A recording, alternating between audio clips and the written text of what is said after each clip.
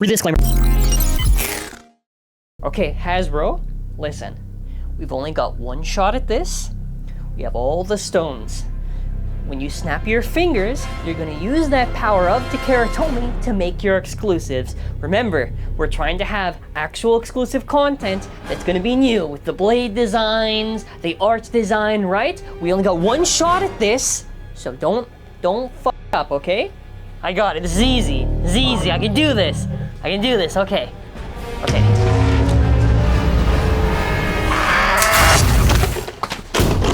Did I do it? Let me see. Oh, Hasbro! Hello, everyone. So we've got to talk about a lot of the news that has been coming up for Beyblade, as so much has happened over the past night that I almost feel obligated now to actually just do a full video on it. So I just want to say, let's get into it. Our first story is the Beyblade X Nintendo Switch game, as we got some new key art that looks really, really stunning to see. You do see the game protagonists in here for the character designs. The hairstyle, I don't know why I thought of this. It just reminds me, because of the multicolor, just reminds me of like Fire Emblem, and I don't know why. It just popped up in my head.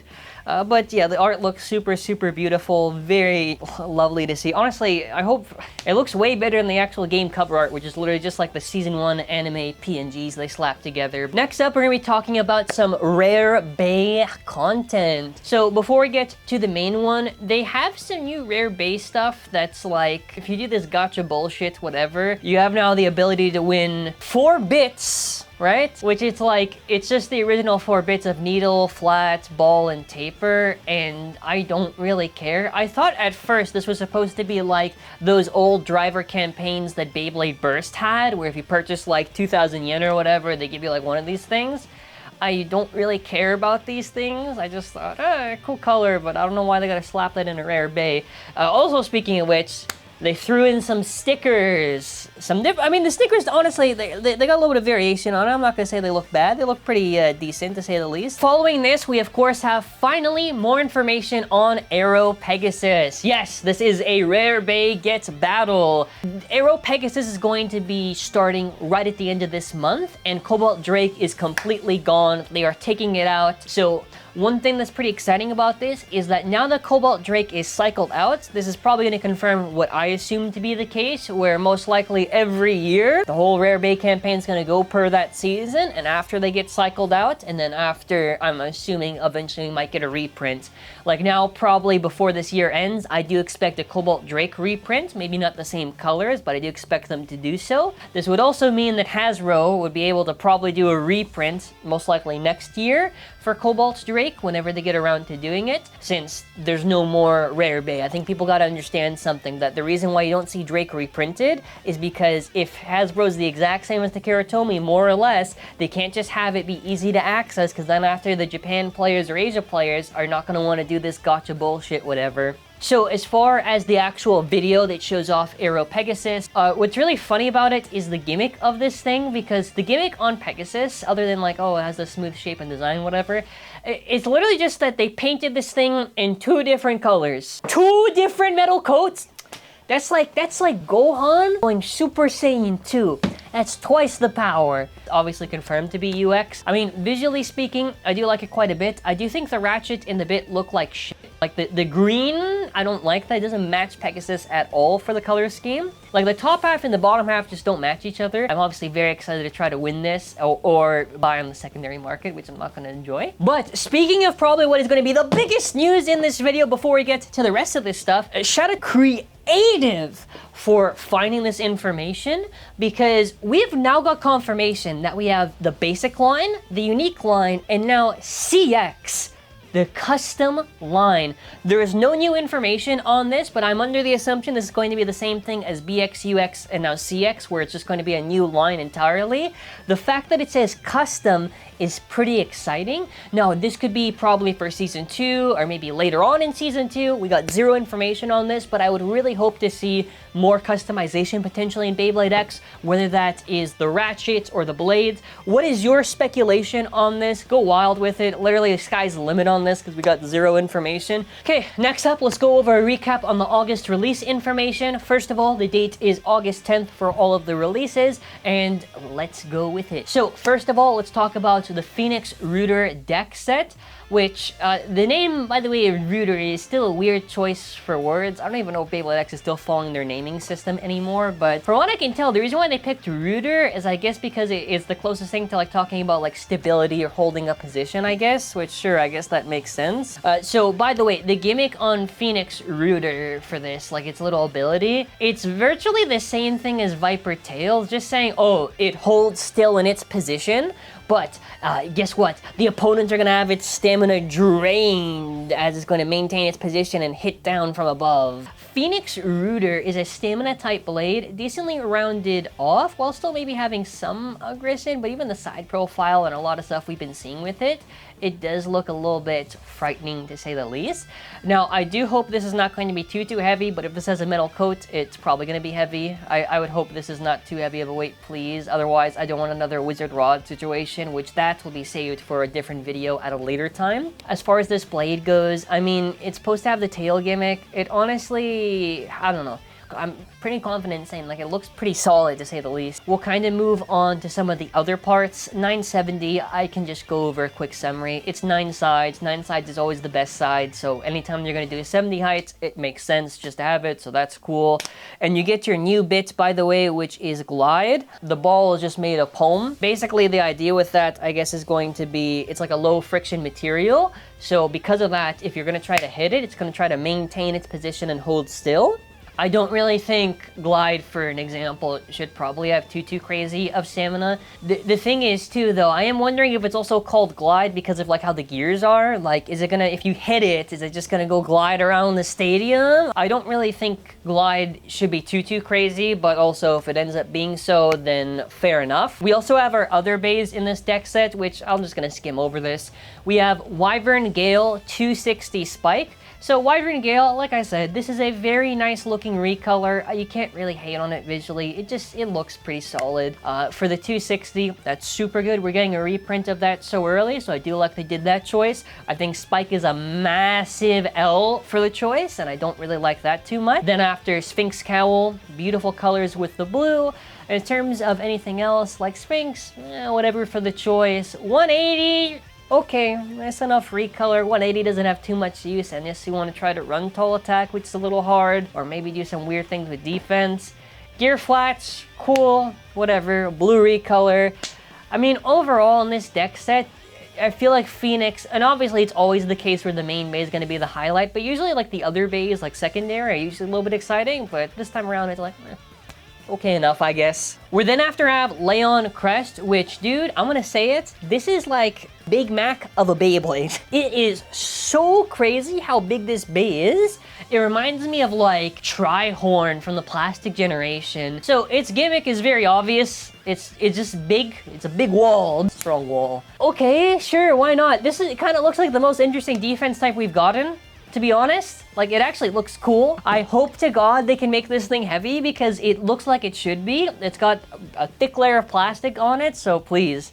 Some of the other stuff, like the blade, is trying to like maximize the centrifugal force. I think it might be good for defense. It might be good, because at this point, like, Shinobi was such a disappointment that we got to get something. 760 looks actually really nuts. 760 looks like it's gonna be another 960 case, which I hope it's not, but I don't know. It looks really good. That's like the one highlight that I think might be on this blade in case like the top part's not good. It's gonna be probably the ratchet. Gear needle, I don't really like the choice of, but I understand we can't get every single time like some new bit. The one thing I will say is that, one, I do think it's really awesome that we are basically getting these variants that are now actually different typings. I think that's super cool and creative to see in Beyblade get done. But as far as Leon Claw goes, at least, to now Leon Crest, I assume they're trying to do this where it's a big wall protection and it'll have counter movement. It's gonna need the weights to save it, but otherwise, I actually really love Phoenix and Leon Crest for what they've been doing at least so far. I think it's pretty interesting. Alrighty, now we're getting into the Hasbro section. We got a lot of information on Wave 2, which I don't even know when Wave 2 is supposed to come out. I don't even know anymore. We just keep getting information like every 2 days.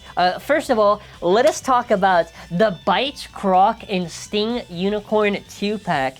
So Bite Croc is obviously an echo of that of Shark, and overall, like, the crocodile looks pretty cool, honestly. Like, this is just gonna be like, there's no way they can screw this up unless they give it shitty weight. Like, the big thing with Hasbro exclusives have been, the issue is that they all have shitty weight or they're slightly worse performance than the original. But I don't know, for Attack Blades, that's gonna be really, really tough to screw up. Now, as far as anything else that I think, I just really like it. I like the look of this thing. I don't like exclusives not really being exclusives, in the sense not really original content, but I've already said this many times, but let's just move forward. I do love this. We get a new, actually now a Hasbro exclusive recolor that Takara Tomy never did, Sting Unicorn. I actually might get a little bit of flack for this, but I do like the choices of the Easter Unicorn. I like these colors quite a bit. It's also the first good yellow recolor, I would say, like for like that little plastic part.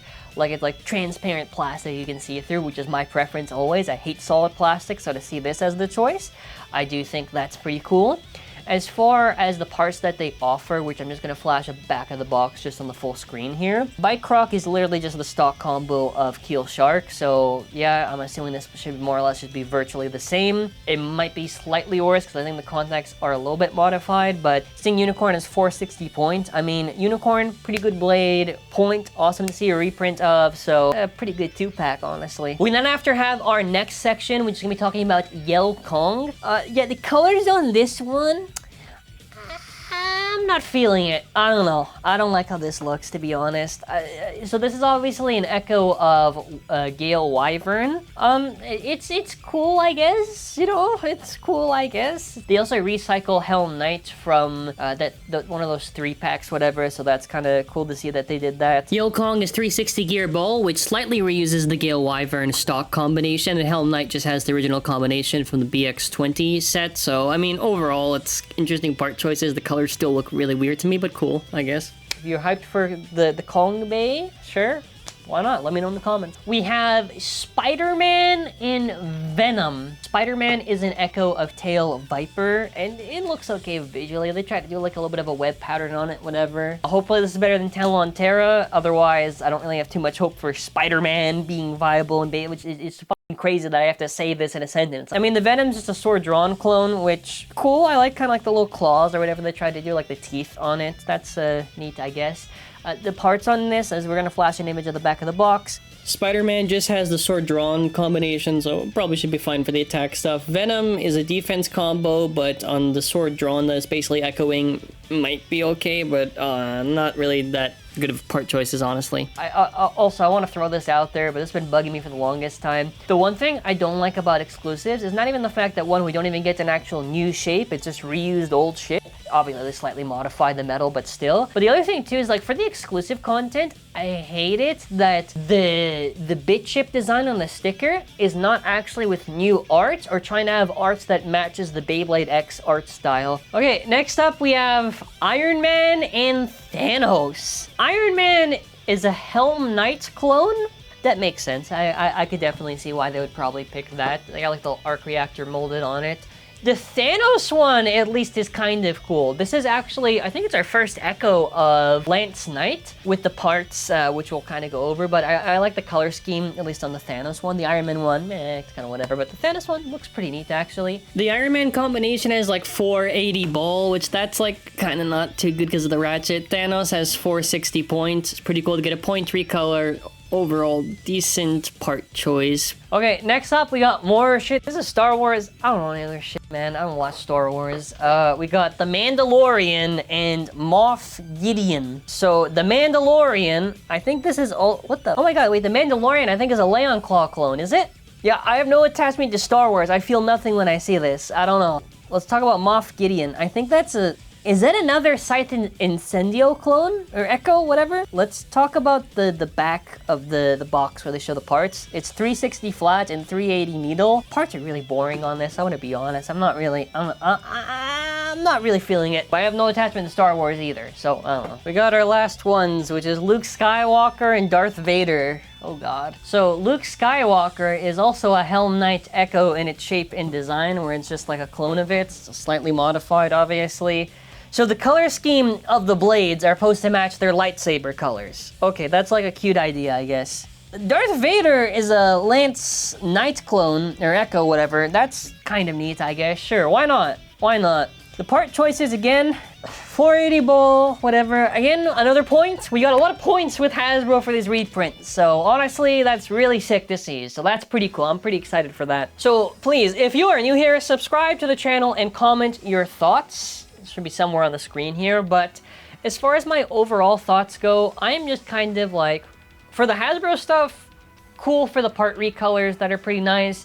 The exclusive stuff, I wish it was like a little bit better in some regard for at least the actual brand exclusives, and then after like the brand crossover stuff, but whatever, it is what it is. As far as the Takara side goes, Aero Pegasus, pretty cool, can't wait to not pull it probably.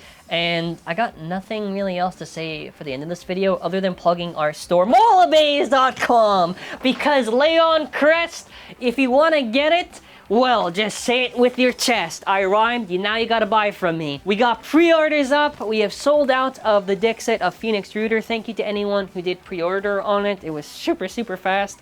I'll try to do the best as possible. And obviously, as we are approaching the coming week, we're gonna be getting a lot of shipment of Cobalt Dragoon and the random booster. So we're gonna try our best to ship it out through part of the latter of that week. But I do want to say, please, thank you all for watching. If you enjoyed this video, what are your thoughts on the Marvel stuff, the Star Wars stuff, or anything else that I mentioned in this video? This is super, super long. I'll try my best to edit all of this in time, but do apologize if it's a little long of a video. But thank you all for watching. Hope you all have a fantastic day. Stay safe. Enjoy your weekend, everybody. And that'll be it for now. Take care and bye.